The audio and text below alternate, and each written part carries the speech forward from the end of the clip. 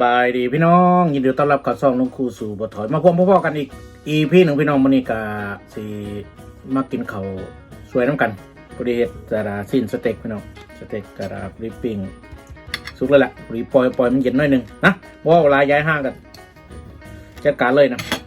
กับปนาเจลบีพี่น้องเจลบีที่เหลือแต่ก่อนแหละกับข้าวเหนียวนอน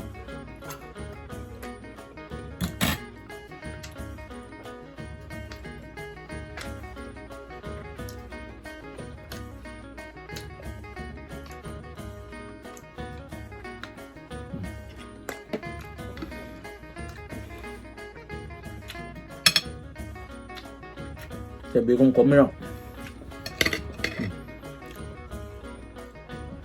โอ้มันนุ่มดีสีมันนุ่ม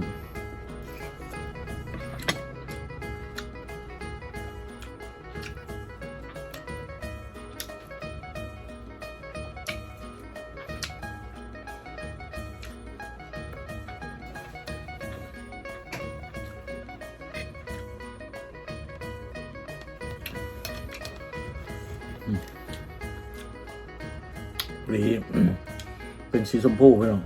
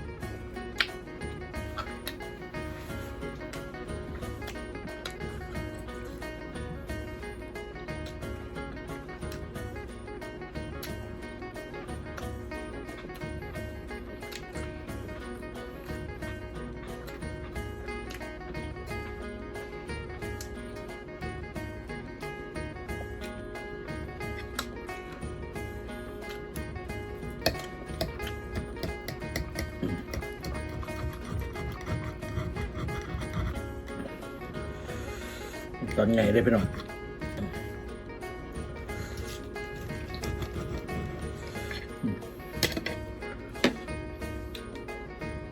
ตอนนี้ใหญ่ด้วยนะหนาชิ้นมันนุ่มพี่น้องมันพลอยเลยชิ้นมันพลอยดีหยำบวบเลย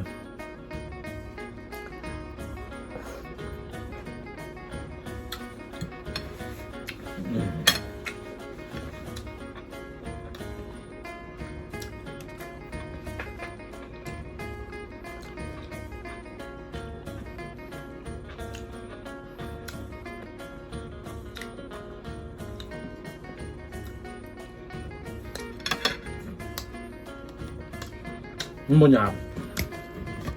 ชิ้นบ่หยาบ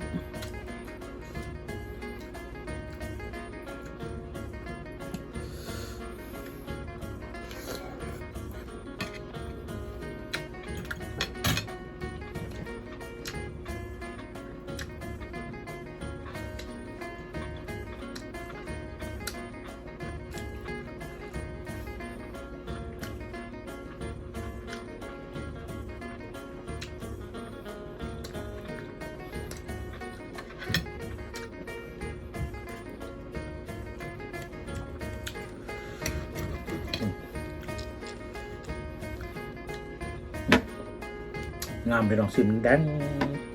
เป็นสีชมพู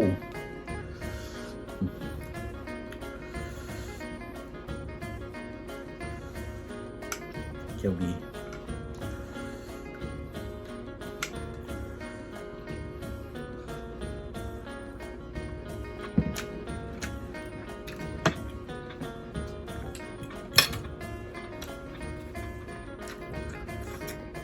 จะมีขมสีมันจะหวาน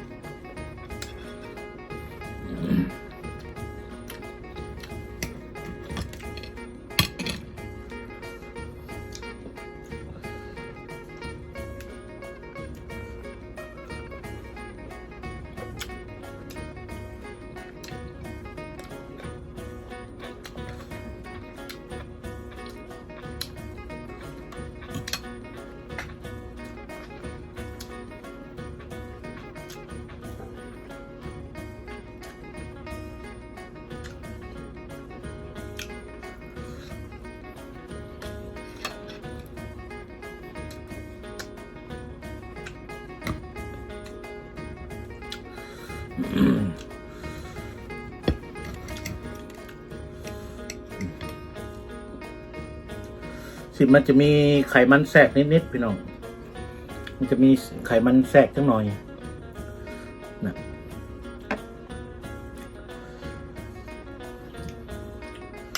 โอ้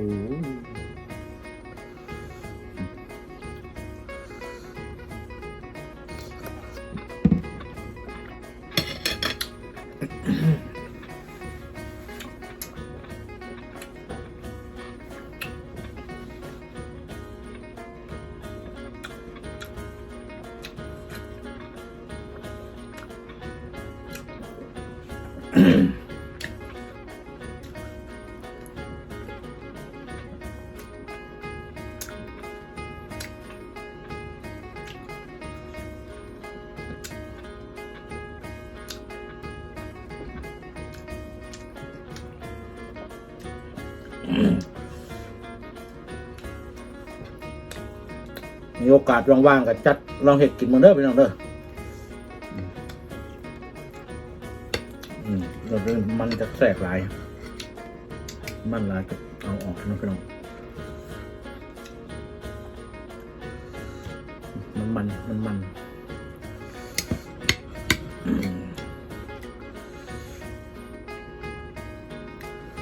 ันจะหลายไปหน่อยตัวนี้เอาหาเลือกกินตัวที่มันแสกจังหน่อยหลายๆกัน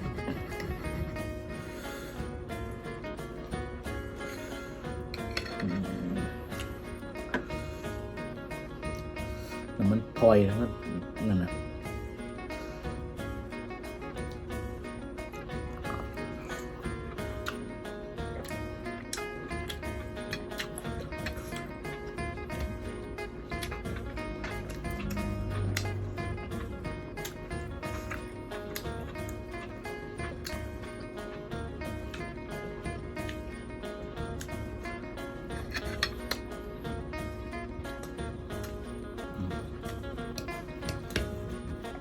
ริมขอบมันจะซุกไปหน่อยมันจะซุกไปหน่อยตัวนะมันจะหย่ำกุดมันจะถึกใจสำหรับคนที่มักซุกหลาย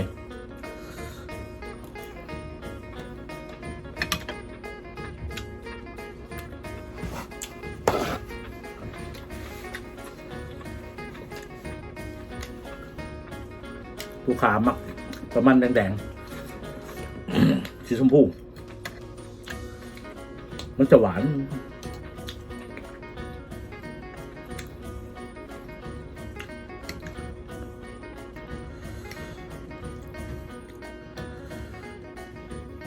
หอม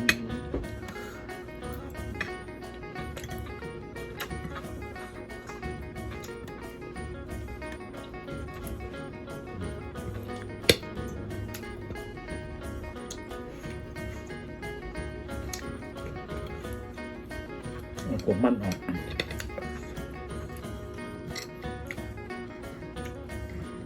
เพราะว่าซีนมันเขาขายมันอมมันหน่อยจังหน่อยซีนมีมันแสก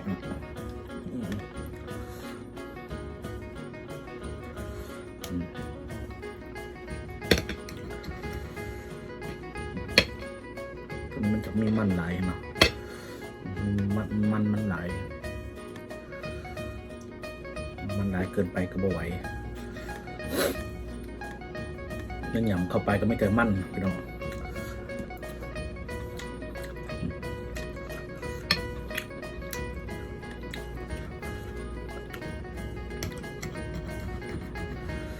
เอาปิ้งสุกแล้วเอามาวางไว้จังหน่อยน้ำเลือดมันจะไหลออกเลยน้องไหลเลยนี่ตอนเรามาตะมิดบ่มีน้ำสีนบ่มีน้ำเลือดมันออกมาไหล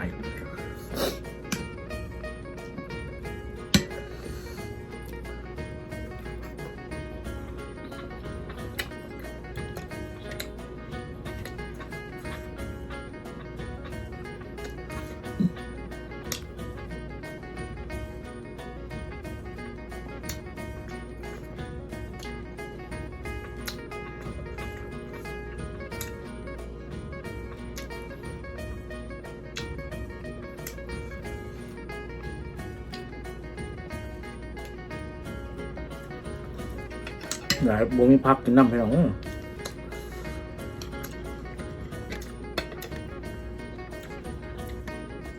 เบิ่งพักเมื่อวานเนี่ยมีแต่พักตัวเหี่ยวๆก็เลยบอกเอาซะเพราะว่าซื้อในตอนที่จะเข้าบ้านเมื่อคืนซื้อมาไว้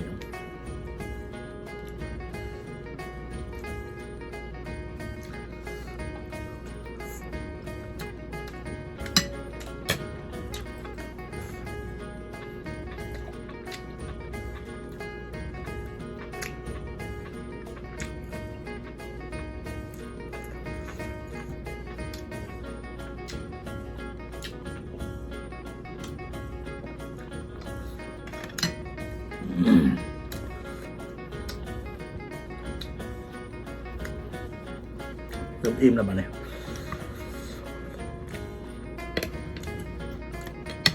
โอเคพี่น้องเดี๋ยวมันก็จะยาวเกินไปเนาะไว้เจอกันใหม่คลิปหน้าได้ก็ฝากกดไลค์กดแชร์กดติดตามช่องน้องครูสู่บ่ถอยเด้อพี่น้องเด้อโอเคเจอกันใหม่บ๊ายบาย